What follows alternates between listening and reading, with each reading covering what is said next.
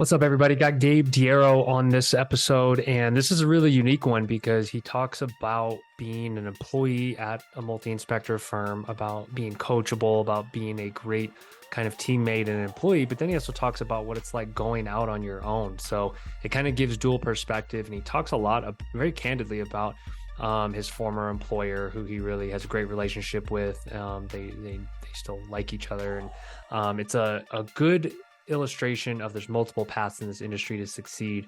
It can be under someone else's roof. You can go out on your own and still have good relationships and still have friendly competition with someone that you worked with and that frankly trained you and kind of got you to where you're at. So he has a really refreshing perspective. And another piece is that he is on the younger end of home inspectors in the business. And so that inspires me a lot just because the industry does tend to skew a little older and a little further along in life, like a second or third career. And so he's kind of trailblazing for the younger folks that do want to get in this kind of industry, and shows that it can be a very vibrant and thriving industry for millennials and Gen Z as well. So hope you enjoy the episode. And as always, thank you guys for listening. Keep sharing the pod, leaving the reviews, letting me know if episodes are particularly helpful or good to listen to.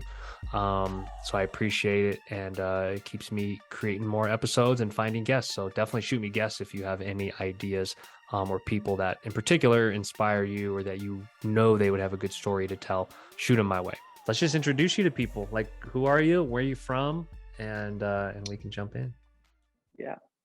So my name is Gabe, Gabe Deiro, and I live in Truckee, California, which is right next to Lake Tahoe. That's kind of how Truckee is known for the longest time, but kind of with the influx of the market in the Bay Area, Truckee's kind of had its own reputation now. Blowing I've up, right? been, Or it's been yeah, blown up. it's definitely blown up. I think average house right now is still 1.2 in Truckee. 1.2 million. And I've been an inspector for about 3 years now. Two of that, about 2.5 of that was working for Steve Saturno, who was on this podcast pretty recently. Yeah. And then as of the start of this year, I kind of went out on my own, and it's been great. Congrats. So you said you did that earlier this year, went out. Yeah, I forget the exact month. It wasn't January. It could have been February, because Steve had just had a baby, and I had been planning on going out on my own. But I was right when he had the baby. I was like, I just want to give him some time to Yeah. adjust. Like the Yeah. last thing I feel like he would want and need is. Um, hey, I just had a baby and I'm not sleeping. And by the way, I'm going out. I'm like, Right. I'm Right. losing an employee. So I wanted to give him just some time to adjust and, yeah, make any plans. Cool. I'm glad you brought it up because like he's a great guy. You seem like a great guy. I assume it was a planned amicable thing. How was that whole process? Like, how did you view the work you did for him, and kind of at what point were you like, you know what, I want to take my shot at kind of being my own boss here? Yeah, I think I always knew I wanted to go out on my own. Um, I started with Steve. I had no idea what a home inspector was, and my brother, who's in real estate, mentioned it to me. He's a realtor, Okay. and I was working at a pretty rough environment before that in a cabinet shop, Uh-huh. and it was just a rough environment. And I In think one Truckee. day in Truckee, Okay, yeah, cool. and I just cold called Steve because I was like, I'm just gonna start calling inspectors. Because that's the way I feel like I was going to learn the best is, I don't learn super great off of, uh, classes, and I learn the most off of being in the field and having Doing. someone teach me. Yeah. And so I just cold called Steve, and he had happened to just put out a Craigslist ad for like a job opening. And I never even saw that. And a few weeks later I was hired. So And this is when you were the what, 22, 23? yeah, I think I was just about 22 Okay. when I did that. And yeah, he hired me. And I mean, Steve is just I I feel like I've had quite a few different bosses now, and Steve is like the number one best boss. Like if I was ever going to be a boss, I would try to just copy paste what Steve does, just because uh, he was just fantastic. The way that he really does trust you as an employee. When you give him kind of your all, he'll definitely give you his all, and it just was a great relationship. And working for him, I worked my butt off, and I just wanted to be the best employee I possibly could be. And it's funny, I feel like it's a lost trade, not across the board, but like just being a good employee. I feel like that's something my dad taught me really early on, was uh, like really basic things that will make you just stand out. And it was, you know look presentable, show up on time, and do what you say you were going to do. Oh, And like, you do those three things, he was like, you do those three things and you'll go so far. And I just tried to really do those things and be a good inspector, and it worked out great. And we did that for 2 years. And um, I felt like home inspecting is, especially working with Spectora, it's probably one of the cheapest overhead businesses that I've seen. Um, and it's really manageable. It's really doable for, a single inspector. And I felt very comfortable with the idea of going out on my own. And real quick, before I went out on my own, I actually had started like a side inspection business mhm. on Fridays, just doing roof inspections, because in Truckee we get so much snow. I mean, annually we get about 18 feet of snow, and our roofs take the brunt of that. Mhm. And it was pretty. What I saw was, it was pretty common to have a roofing contractor come out and do an inspection on your roof, even though you were getting a home inspection. And but they were always, the roofers are so busy, none of them wanted to do it. Oh, And interesting. yeah, and most home inspectors in this area don't go on the roof; they'll just look at it from the ground. And I I just it dawned on me of like, well, why don't I just start doing some roof inspections? I'm not afraid of heights. My father was a chimney sweep, so I was pretty comfortable with just getting up there. And so I started a complete like little side business where I was just doing roof inspections on Fridays, and it was pretty successful. And so that helped me, I feel like, transition to just doing home inspections. It made me really comfortable with Spectora, and learning how to build your templates. And yeah, it felt like a really easy transition out on my own. And um, the conversation, I guess, the relationship between me and Steve when I was going out on my own is, um, I was just really upfront with him. I, told him I was leaving. I told him like, hey, I know you just had a baby. Um, like, let's figure out a date. I know that getting a new inspector takes time, so not 2 weeks doesn't necessarily work the best. Right. Um, I think I worked probably a month for him after that, maybe a little less than that. After I said I was going out on my own. And he was just, I mean, again, Steve, he handled it so well. Um, and was actually like excited for me. I think it stung a little bit, just Yeah. because we had such a good relationship, and I think at that time I was a pretty self-sufficient inspector. And it stung, but he was just, he told me, even, hey, if you need any help setting up stuff, if you have any questions, let me know. He said, if you go out on your own and you don't like it and you want to come back, let me know. I'll take you Wow. right back. And Very that, I mean, gracious. yeah, and that as for me, that was just great to hear. Like, wow, like hearing that I could go back to him means like that relationship was really authentic and real, and the the effort I put into, serving him and working for him, it showed. And that was, I mean, that's just a good report, is a good thing. It makes you happy, and makes you uh just appreciate, the time that you spent there. And working underneath Steve was amazing. I mean, he's so knowledgeable. It was definitely the best route, I feel like, for a young inspector to do is, find somebody who's willing to train you and knowledgeable, and go learn. And I feel like I learned a lot from Steve. That sounds right. Sounds on brand for him. And I think any operator understands that's a possibility. I think when you have any high performers or people that are very capable, at some point they may want to go do their own thing. And as a Yeah. fellow entrepreneur, I think he understood that, and everyone else would understand that. And I think very first class the way sounds like he handled it. And so that this is great for people to hear, that may be considering that. Was there anything you kind of wish you knew before you went out on your own, pitfalls or Yeah.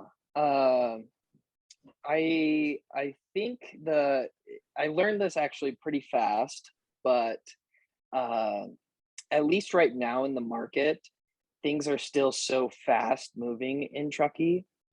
And so you might start your week and have no inspections.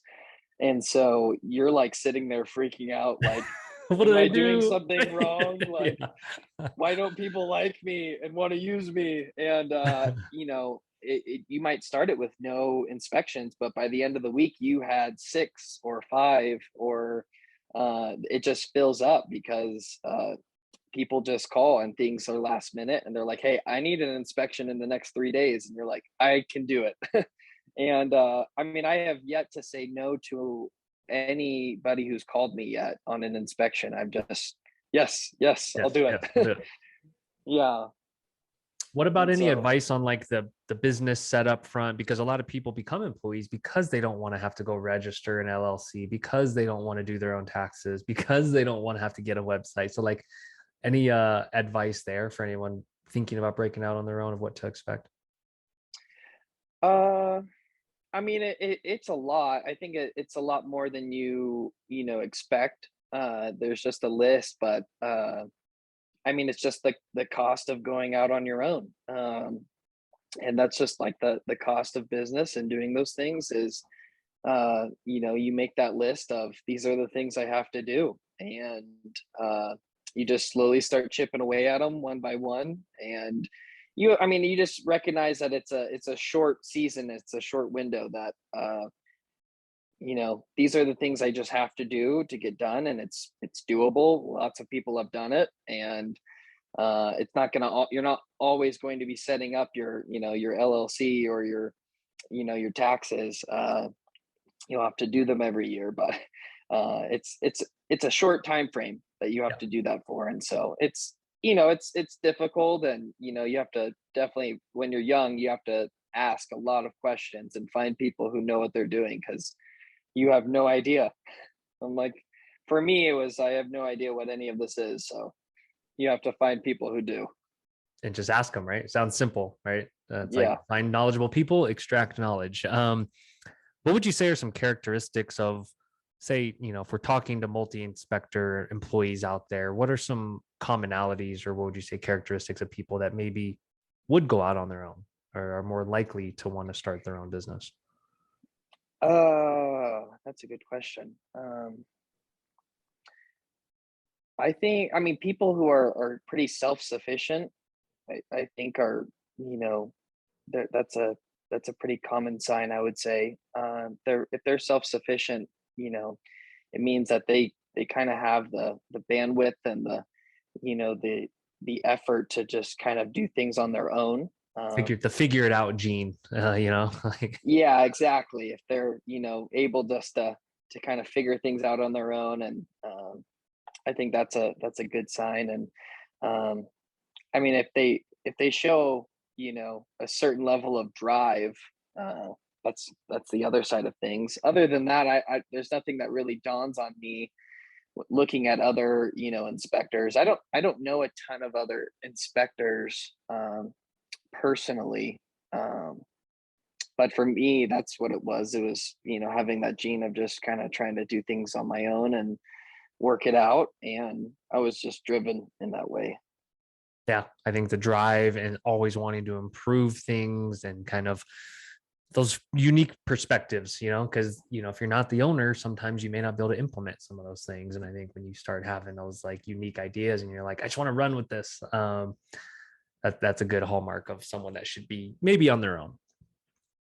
Yeah, yeah, absolutely. Let's talk about the youth aspect, because I'm very fascinated by this, because our industry is predominantly old. I would say 40 plus. If I had to, like, I haven't looked at the exact data, but 40, 50 plus. You're a young cat in the industry, and that's cool. They're like the trades typically, I put home inspection in the trades. It's not like being a plumber or like a carpenter, but it's something I think young people don't know about or think about. And so what has it been like? And what was it like for you coming in, being on the younger side? Like both within the context of it, within the company, within Steve's company, and then now on your own, kind of presenting yourself. Yeah. I have a funny story on this.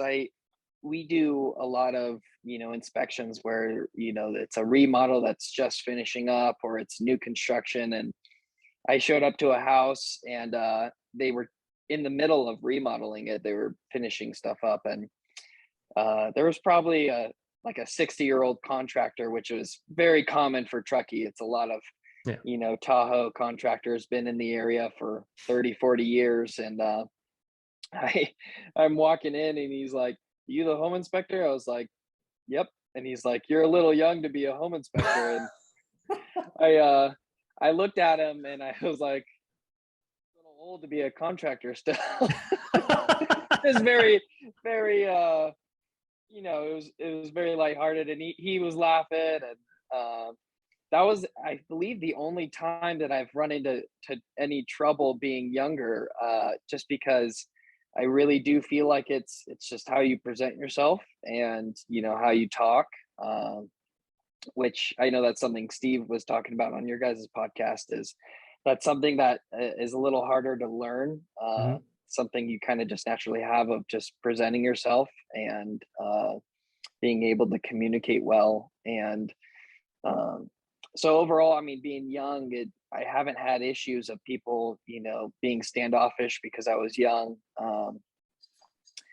And I mean, I've just so thoroughly enjoyed finding home inspecting while I'm young.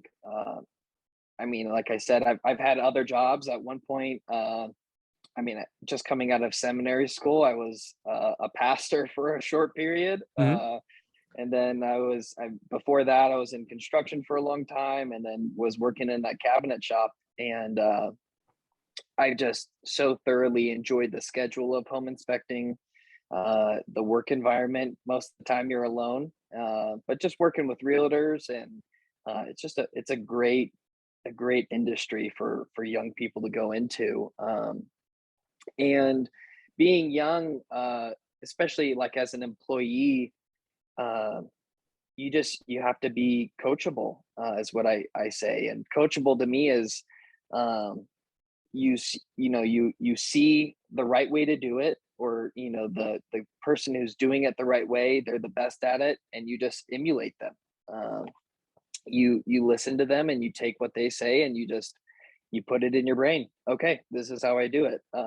I think it's human nature to, well, this is the way I've done it, or this is the way I do things, and not to be adaptable. I think that's human nature, and something that you'll be pretty successful in life if you are adaptable and you can emulate uh, the people who do the best job around you. If you can emulate them, it'll take you pretty far. And just being able to receive instruction and adopt it right away, it'll take you pretty far. Where did you learn that from? Where did you learn to be coachable? I think sports, as a kid, and growing up, I think if you want to excel in sports, you have. I mean, it's What'd you play? so. Football in Oh, Truckee. Football is like a year-round sport almost. really? So when you're not playing football, you're training for football, and so Okay. um, I did track, but that was for football. What position Uh, did you play in football? so Truckee is usually a small high school. It's grown a little bit recently, so you play both ways and everything, all Everything. special teams. And so I was a running back, a free safety, and then punt, kickoff, punt return, Wow. all of Everything. them, Yeah. everything. You just don't really come off the field. And yeah, I think in order to excel, you have to watch the best and what are they doing? Why are they the best? What is it that makes them the best? And then if you can emulate that, it's very helpful. And I mean, that part of it is just too self awareness of what is my Mm, body doing. What am I thinking? How am I, processing these things? That self awareness is really good. Even knowing your weaknesses of this is my weakness, and this is like knowing that helps me to uh, deal with it. And oh, so, I love the humility and the lack of ego it takes to be self-aware and say, this is not my strong suit. How do I learn it? Who do I go to? yeah, yeah. I mean that humility is not a super common thing these days. I feel like, and so No. being able to admit that and being able to because it's just reality. Uh, Yeah. it's just reality that you definitely do not have strong points. Mine for home inspecting was uh, I don't have when it comes to like writing, I do not have great skills. My grammar's not super great. Mhm. My spelling's not super great. And luckily, nowadays I feel like um, if it was back 50 years, I mean, now we have spell check and, Right. we have all of these, things that we can adopt that just cover your basis. And so, that's super helpful and nice. But understanding that, I miss little things like that often is super helpful to know. I love that you mentioned this because I feel like I'm kind of you're technically a millennial, right? Or Gen Z. I'm the start of Gen Z. Awesome. Uh, yeah. So I have found that occasionally young folks they know they don't know certain things, but they won't ask because they're like either insecure or worried that they'll look dumb. And then there's like older inspectors that know a lot about construction or framing or whatever, and they think they know everything, so they never ask when they don't know something. And so Hmm. I see that as such an advantage that you have of like being self-aware at your age to know what you don't know and soak up and learn. What other advantages do you think Gen Z or millennials kind of have? Like you mentioned at the beginning, like using your youth to your advantage. Part of that is it's okay to not know because you're young. Like no one's going to Yeah. fault you, and there's not that insecurity there. Yeah, I mean, in each generation, there's so many studies now on them. In each generation, there's pros and cons, and uh, I mean, Generation Z, they might be very much so like they just want the world right now. Like they just want to be running their company right now, and at the top right now, and not understanding the road it takes to get there. And but some of the benefits are, I mean, young people they're exciting, they're energetic, they're driven most of the time, not all the time, but I feel like most of the time they're energetic, they're motivated, they're driven, they have lots of energy, they have lots of spare time.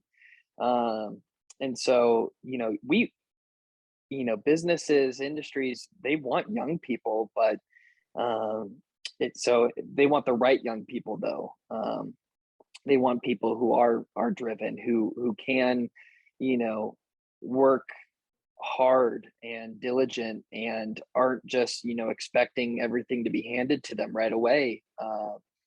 And I mean, but those things will take you far if, as a young person, if you you stick your head down and you work hard, and it gets noticed, and you bring more to the table than you're taking away, it gets noticed pretty fast. And um, I feel like, me at least, I don't know, me at least, I thrive under responsibility.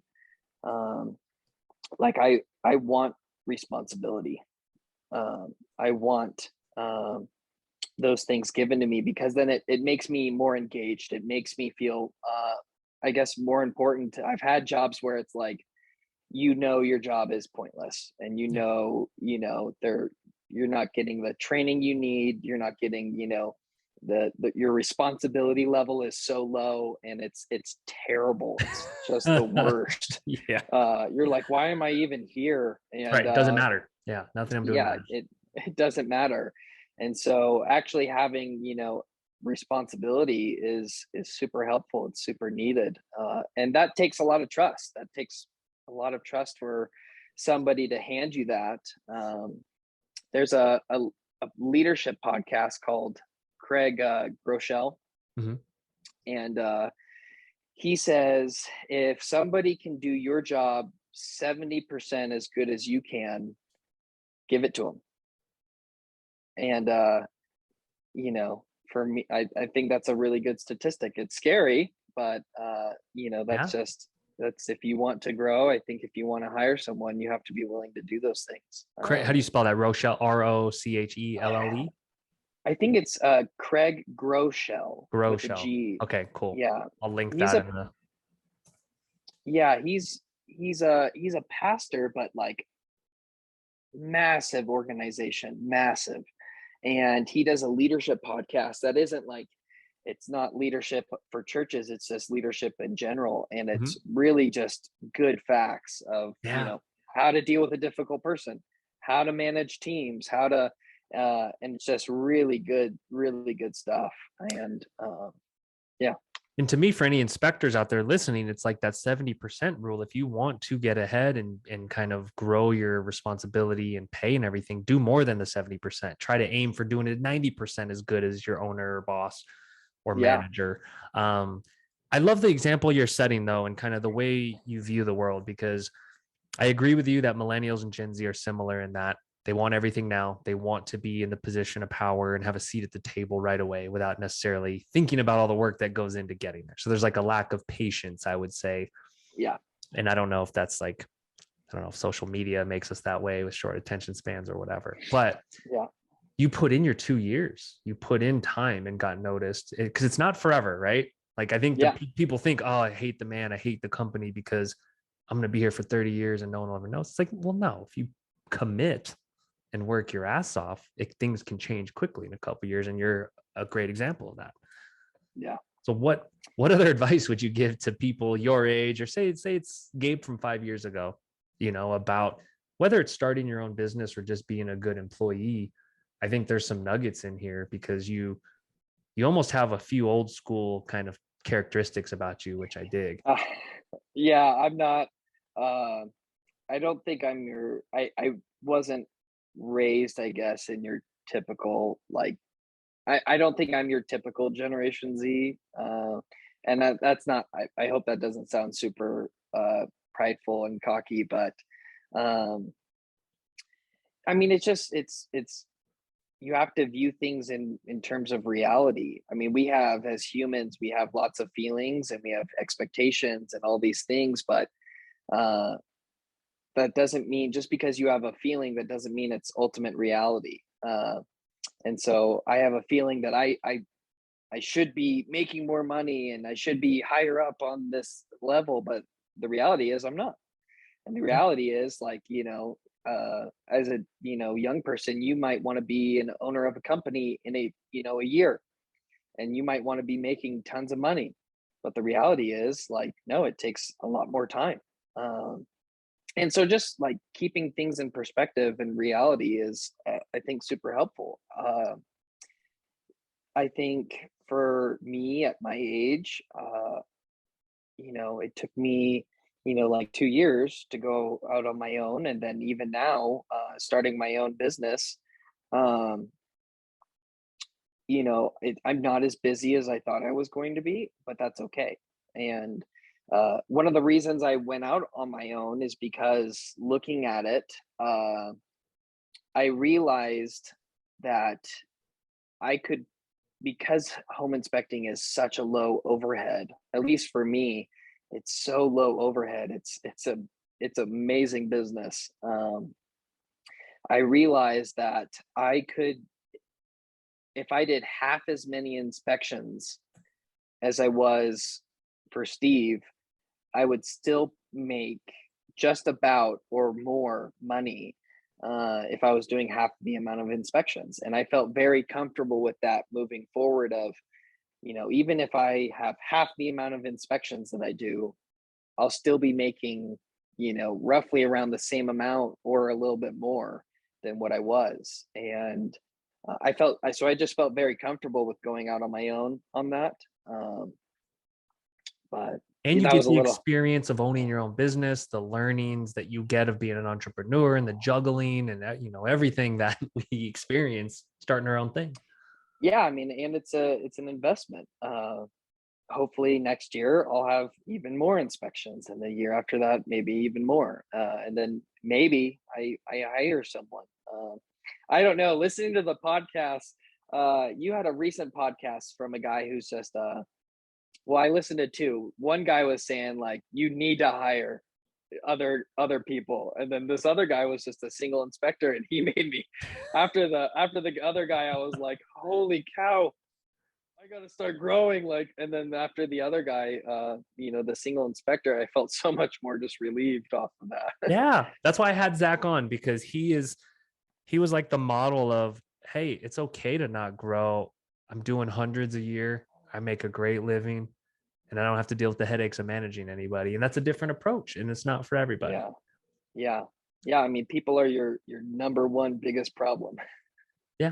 An expense Yeah, probably. And so yeah, I like showing different paths to win. There's a lot of ways to win in small business and being an entrepreneur. So, yeah, but I love that you mentioned the barriers to entry are low. The overhead is low. But you got to go in willing to learn and kind of grow your skill set. I'm curious. So like because you could have spent your 2 years with Steve grumbling, being like, man, it's BS, like doing all the work, getting paid less. But like, did you focus on building skills because you knew there was like a bigger picture? Because this applies to anyone out there that has a job right now. And I think just a matter of perspective can change how you spend 2 years. yeah. I felt Steve compensated me very fairly, especially for the amount of time I was putting in. Like home inspecting, it I was consistently off at 1 o'clock, 2 o'clock, starting at 9, and I was like, Not a you bad can't life. beat that. No, it's not a bad life at all. And um, I feel like the amount of time I was putting in and how much money I was making out of it, it was very, very fair. And I, you know, Steve did even things that were just so incentivizing, where if you did like over 20 inspections or like 25 inspections, it was like a $500 bonus. But if you did over 30, it was like $1,000 bonus. And so, like for me, doing two a day, that's 30. I was stoked to try to get 30 inspections each month, because it was $1,000 bonus and at the end of the month, and such a good tool to just incentivize me. I'm That was a little bit of a different train. Could you Yeah. repeat your question? No. What was your original question? Well, I want to go this direction, because so like millennials, I was used to getting the rap that from baby boomers that millennials, they don't know how to fix anything. They don't know anything about houses or cars, because we're like the easy button, the Uber generation, where it's like, oh, just hit a Uh, button, food gets delivered, hit a button, car gets fixed. Do you think millennials and Gen Z, do you think there's hope for them to increasingly learn more about how to change a furnace filter or how to change oil? Or do you think the world is just getting so, like, the on demand world is getting so kind of sped up by technology that there's just Gen Z is just not going to learn about home systems, and there's just going to be this Mm. gap in the future? Because that's the worry, is that, like, there's increasingly less people to inspect roofs, to inspect homes, to do all these services that we need. Yeah, I mean that's an interesting one. I know I just hit you I with a mean, giant, like, economic question here of, like, is there yeah, hope for your generation in terms of yeah, learning these things? yeah. I mean, that wasn't. I mean, for me, that was just never me. I mean, I was also a mechanic for a long time. I do Oh, all the work really? on See, my own what cars. was different with your, like, were you taught that specifically by your parents? Is that why you have a skew towards kind of, cars, Uh, homes? I think I mean, my father, he really, um, I think he really instilled in me that, like, at a certain point when I was a young, man, uh, he really instilled in me that, like, hey, if you can do it yourself, I'm not going to do it for you. Mm, Just to, like, give you the opportunity to do it. And so, and it wasn't like he just left me out on my own. It was, he was super helpful, but it was like little things like, okay, he had seen if a parent buys a kid their car, the kid usually takes less care of that car because they right, don't have anything invested into it. right. But, if the kid buys a car, or in my dad's case, he bought half the car. So I had to pay for half the car. Nice. In that case, he just saw that, you're gonna take better care of this car because you invested into it.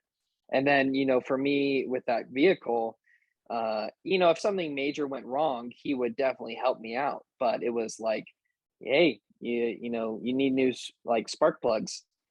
Here's a YouTube video. And especially now, I mean, it's like you can learn anything, uh, anything with YouTube. It's just I, half of the mechanic things I know is just because there's a YouTube video, and it's like that's not even mechanics. Like it's like adult Legos at that point. It's like, do you have the brain power to watch something identical in front of you on a screen and do it in front of you? Like, Right. it's a step by step process that it's like that anybody can do it after that point, like anyone. And I think uh I was in Peru for 3 months, and I watched a guy. It was a campus down there, and they had a company come out and drill two wells, and the wells failed. Mhm.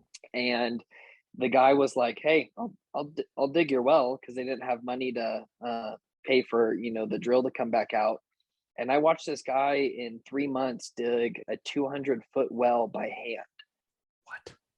Yeah, and that was super mind opening to me because I mean, we can just do so much more than we think, and I think even like just talking about cars again, people get super overwhelmed and they're like, well, that's not my avenue. I'm not good at that stuff. And it's like, you can do it. If you want to do it, you can do it.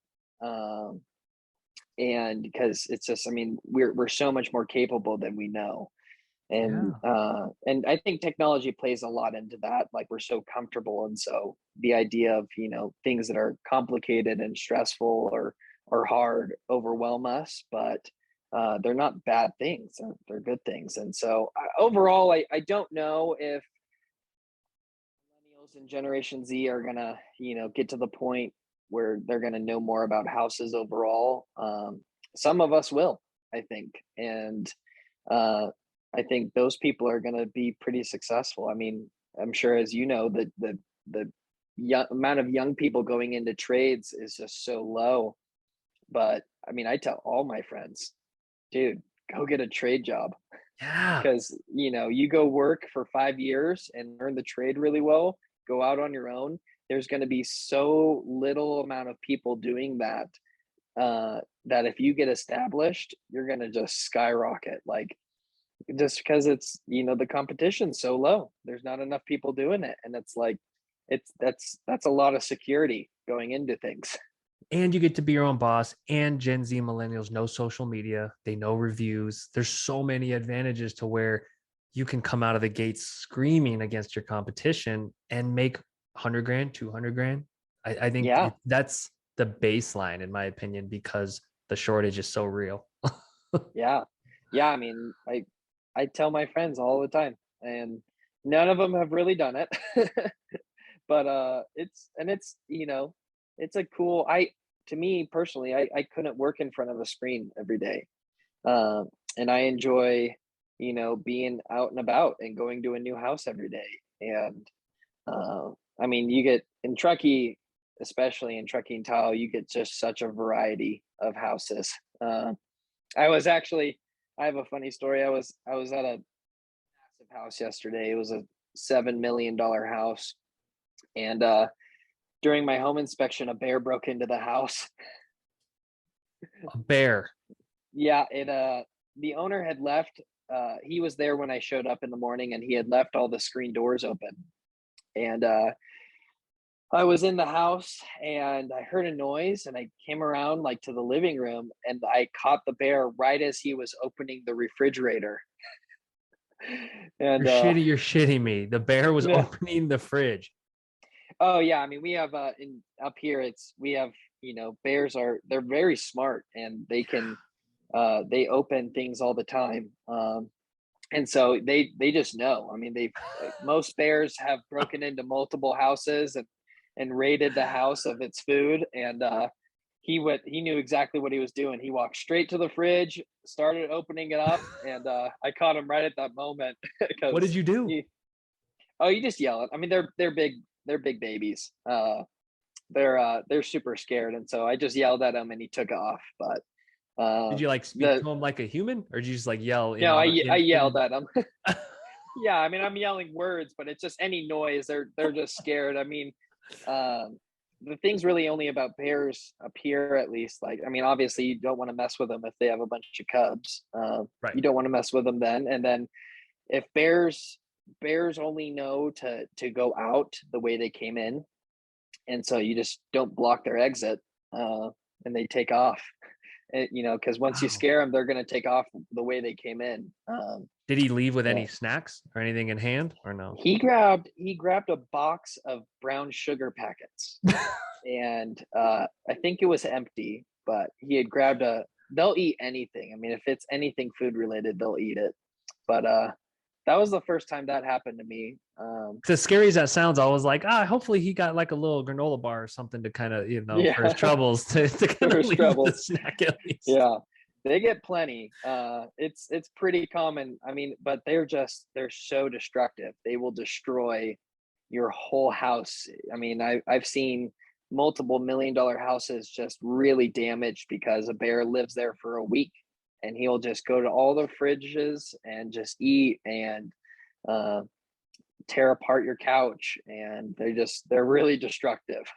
Live there for a week. Yeah, Wow. I mean, Because they'll it's a just hang vacation out. home. Yeah, it's a vacation home. No one's there. Will it sleep there? Will bears like sleep in these homes? I would assume so in some cases. Maybe not. Maybe Wow. they'll just come, hang out, and then leave, and then come back the next day. And um, but yeah, But they're it mainly was looking for different. food, right? They don't Yeah, typically destroy just to destroy, like throwing down TVs and such. yeah, they're mainly looking for food. Yeah, That's crazy. That's so insane. That's like something that most of the rest of the country like can't even fathom. yeah. I mean, but I mean, like I was talking to I think one other inspector, and I was like, but like being down in the south and dealing with like poisonous snakes would freak me out. Yeah. So I'll take the trade off. Bears they're destructive and big, but they're big scaredy cats, and they take off kind of as soon as you start yelling at them. But the poisonous snakes, I'm like, nope, Not I don't want touching. that. Yeah, That's crazy. That's so cool. That's like something there's so many regional like scorpions, you hear the Arizona guys yeah, talking about like, oh yeah, just snakes, scorpions, insects. I don't do insects personally. yeah. I wouldn't want that either. I'll take the bears any day. Yeah. So I gotta like, what do you see ahead in the future? Do you think much about kind of the future of either your business or the industry when it comes to, because the industry is slowly getting younger. It's not only, third act kind of I'm retired and want to get in inspections. That's not it. There are a lot of younger people getting in. Um, how do you think that's going to affect things? Because like I think something like 70% of buyers now and in the future are going to be millennials or Gen Z, right? It's largely going to be your customer base that Yeah.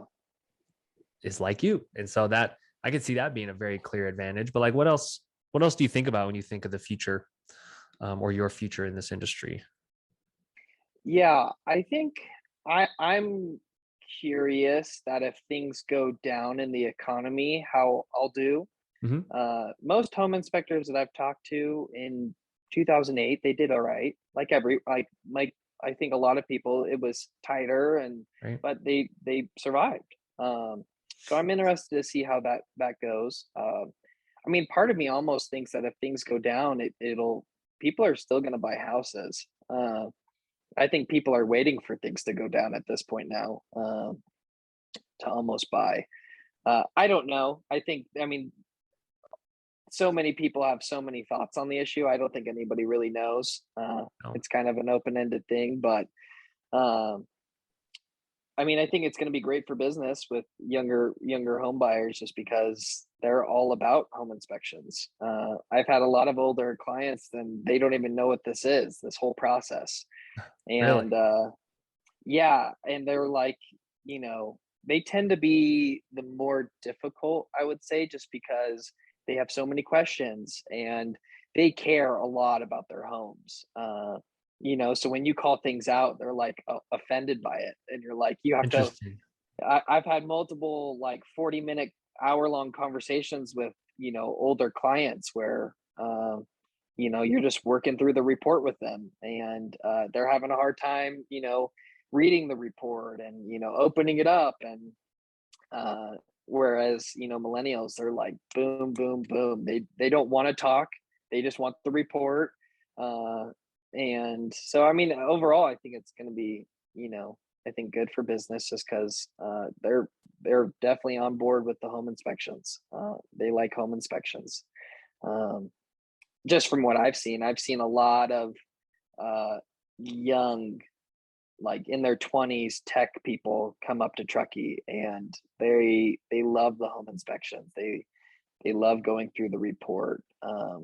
They're they love that it's not 80 pages of words, and that it's super clear and precise and lots of pictures. And I think it'll be good for business overall. Do you say that because they care about, they want to learn and they like it to be they like the process because it's more efficient, or do they not want to know all these things because they're like, oh, I'll deal with it in the future? Like if you had to say millennials like one way or another. I think they want to know. One of the interesting things about at least Generation Z, one of the interesting statistics is that they're super into real estate.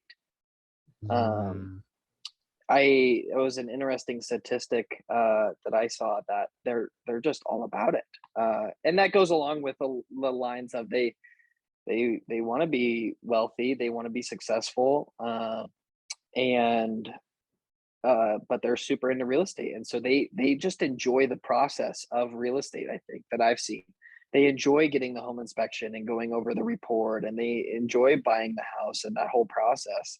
Um, it's exciting to them, um, and I mean, for a lot of them, they have the money to deal with it and hire a contractor to go deal with all of those issues. And so yeah, for me, it's I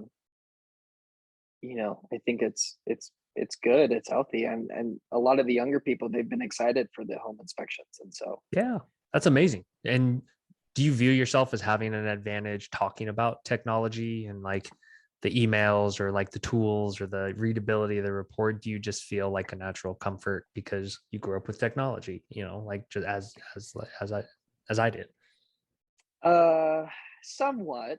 I feel I'm probably for my generation below average on technology, just because But above average for home inspectors. yes, but above average for home inspectors for the most part. I think, I mean, I'm just not super like I'm not really on social media very Mhm. much. Even for marketing reasons, I've just found that word of mouth is the number one thing. Like it always has been. And that's been really successful for me. And so that's kind of where I put my time and effort. That'll be a big And opportunity for you though, being that you serve tech folks from the Bay Area that come in. yeah, I bet you there's a huge gap there if you do warm up to that. yeah. And that is definitely the plan. Luckily, my wife is like a social media guru. Nice. So uh, Nice. I can just have her do most things for me. Heck yeah. And, uh, but yeah, I mean, overall, it's Spectora for most of my clients, they have just loved it. Especially when you compare it to other, reports, they just love it. It's super, they find it super just I mean it makes the reports like enjoyable instead of like, dude, I can't read this 80 page like report right now. I just can't.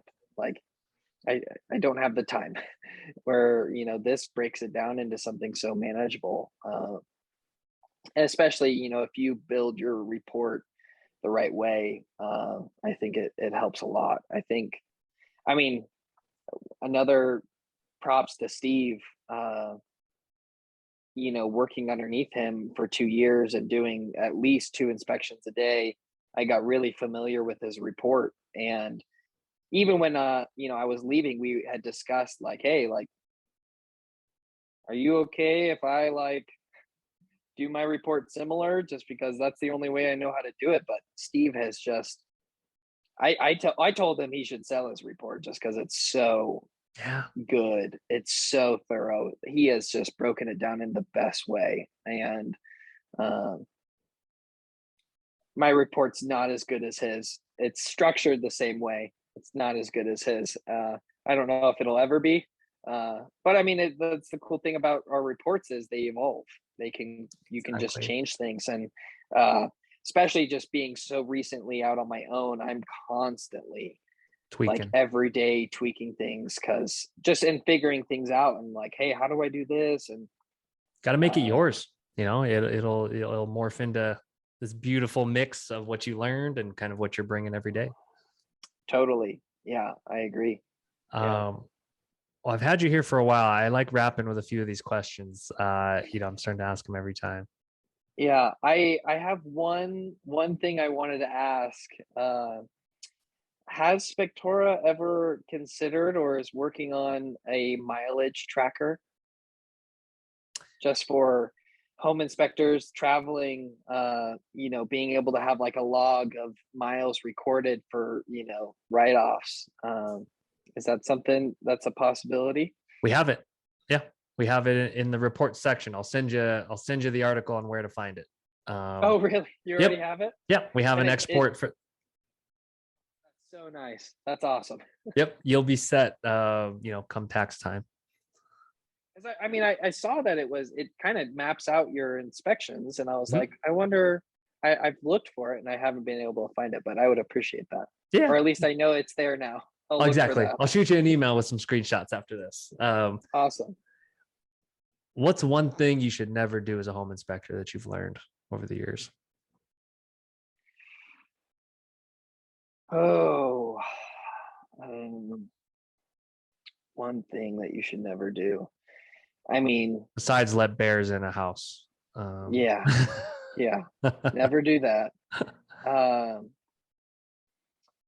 I think, I mean, there's the a side of integrity as a home inspector you have to have of just again doing what you say you're going to do. So if you have a comment that says you tested something with a moisture meter, even if you're 1,000% sure it's dry and it's the middle of summer, test it with a moisture meter. Or if you're going to inspect a crawl space and you see that the crawl space goes back farther and you can't see, you got to go do it. That's your job. Other than that, I mean, other inspectors would probably have way more knowledge and things. But for me, that's kind of the number one thing for me right now is just, you know, this is a big investment for somebody and this is a home and you gotta inspect it like it's your own home. Yeah. That's kind of what I try to do every time is inspect it like I'm buying it. You know, and just doing what you say you're going to do and doing a good job and a thorough job every time. That's kind of the big thing for me right now. Fortunately, I haven't made any crucial big mistakes yet, and but I'm sure eventually they'll happen. Yeah. It's part of being in the business. Yeah. What advice would you have for anyone, a Gen Z or millennial that wants to break into this industry? Yeah. Find someone who, I mean, personally, I would say now I wouldn't work for anyone who didn't use Spectora. Find somebody who's using Spectora and find an inspector who's knowledgeable and is looking to coach someone, uh, and go work your butt off for them and learn as much as possible. Ask as many questions. And just emulate them. Learn from them. I think you're not gonna go wrong with any of that. But if you want to break into the industry as a young person, I think that is the number one route to take is go learn from somebody who knows what they're doing and is really experienced, and because it's just so valuable. Beautiful. And then besides the mileage tracker, which we already have, do you have any other wish list items for us to build out? If you think of the future, what would you want to see Spectora do? I know. I feel like you guys are on it. You guys are just kind of constantly, I see, changing things up and adding new things.